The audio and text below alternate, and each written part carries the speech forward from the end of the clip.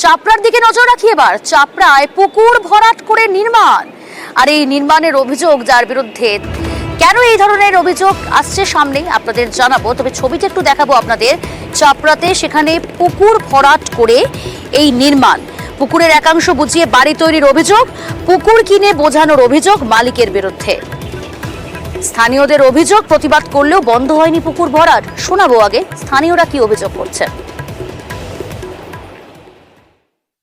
পুকুর ভরাটের এলাকার যত জল, সেই জলগুলো কোথায় যাবে বলেন? সাধারণ মানুষ যে চান টান করতে আসছে, কেন সরকার চান করতে পারবে না, রাস্তার জলগুলো করতে পারে না, এই পুকুরটায় ভরাট করছে, এটা খুব খারাপ জিনিস। এগুলো আমরা নিষেধ করা সত্ত্বেও আবারও তারা কনস্ট্রাকশন চালিয়ে যাচ্ছে।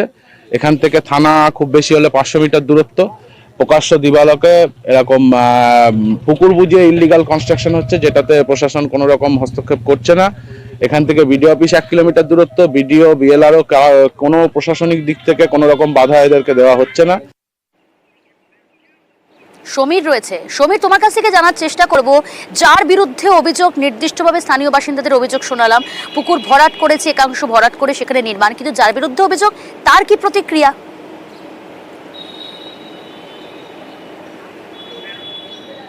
দেখো, যার বিরুদ্ধে অভিযোগ তিনি বলছেন তিনি কাজটি করছেন না, অন্য কেউ করছে।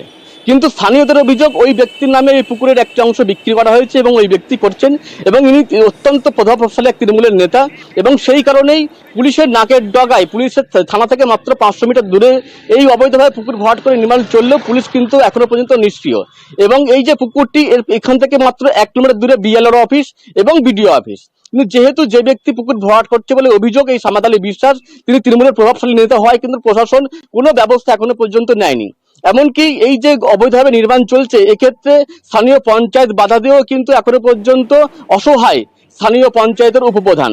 তারও দাবি, যার বিরুদ্ধে অভিযোগ তার কি প্রতিক্রিয়া, তার কি অভিযোগ, তার কি বক্তব্য শোনাবো আপনাদের। বিল্ডিং ওখানে হচ্ছে না, বিল্ডিং হওয়া ছিল, আগেই হওয়া ছিল, সেটা পুরোটা হচ্ছে এখন। পুকুরের উপরে বিল্ডিং হচ্ছে, কই পুকুর ওর পরে আছে পুকুর, কিন্তু ওটা এই জায়গাটার উপরে বিল্ডিংটা হচ্ছে, সেই জায়গার শ্রেণী কি আছে? জায়গাটা মনে হয় কিছু অংশ পুকুর আছে, কিছু অংশ পুকুর পার হয়ে আছে, অনেকটা জমি তো ওখানে। ভিটা কি আছে? না, মনে হয় ভিটা হয়নি। ভিটা যদি না থাকে সেক্ষেত্রে কি করে বিল্ডিং নির্মাণ হয়? সেটা বিল্ডিংটা কি দীর্ঘদিন হয়ে আগেই হয়ে আছে, আগে থেকে অবৈধ কাজ চলছে। সেটা আগে, হ্যাঁ, বহুদিন ধরে চলছে, বহুদিন ওখানে হয়ে আছে। এবার তারপরে এখন যে নিতে সে করছে। এদিকে পুকুরের মালিকানার কথা অস্বীকার করলেন সেই অভিযুক্ত। আমাদের সঙ্গে রয়েছে সমীর। সমীর, বাড়ি কি তাহলে আগে থেকে ওখানে ছিল? করে গিয়েছেন, এবং ওখানে কিছুদিন আগেও কিন্তু নির্মাণ কার্য শুরু হয়েছিল, সেই সময় স্থানীয়দের বাধায় বন্ধ হয়েছিল।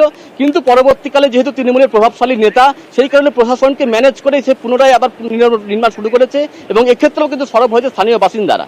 এবং আমরা যখন এই খবর সম্প্রচার করি, এই সম্প্রচার হওয়ার পরে কিন্তু স্থানীয় ব্লক ভূমি ও ভূমি রাজস্ব আধিকারিক নড়েচড়ে বসেন, এবং সেখানে লোকজন পাঠিয়ে জমির যে মাপযোগ করে উপযুক্ত ব্যবস্থা গ্রহণের আশ্বাস দেন।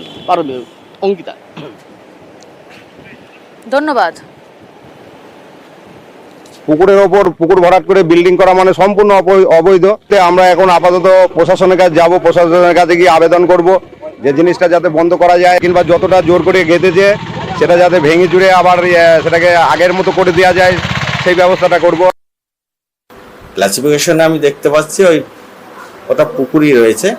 এবার সে কোথায় করছে, কোন দাগে করছে, এটা সবিস্তারে রিপোর্ট হচ্ছে আমি আড়াই এবং আমিরকে পাঠিয়েছি।